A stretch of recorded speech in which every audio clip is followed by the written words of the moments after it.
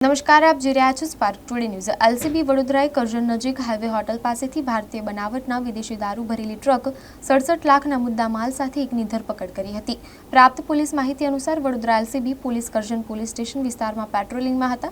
દરમિયાન બાતમી મળી હતી કે અશોક લેલન ટ્રક ગેરકાયદેસર દારૂનો જથ્થો ભરી સુરત ભરૂચ તરફ વડોદરા તરફ જઈ રહી હોય નેશનલ હાઈવે નંબર 48 ઉપર આવેલ સાગર હોટલ નજીક વોચ ગોઠવતા સુરત તરફથી વડોદરા તરફ આવતી બાતમીવાળી ટ્રક પસાર થતા ઝડપી પાડી તપાસ કરતા ટ્રકમાંથી ગેરકાયદેસર પાસ પરમિટ વગરનો ભારતીય બનાવટનો વિદેશી દારૂ, બિયરની પેટી તથા બિયરના છૂટા ટીન સાથે જ એક મોબાઈલ તેમજ ટ્રક 10 લાખ સાથે મળીના મુદ્દામાલ સાથે આરોપી ટ્રક ડ્રાઈવર રાજેશ વેનસીમલ જેસવણી નરોડા પાટિયા અમદાવાદને ઝડપી લીધો હતો। એલસીબી વડોદરાના 6 જેટલા સ્ટાફે કાયદેસર કાર્યવાહી હાથ ધરી હતી।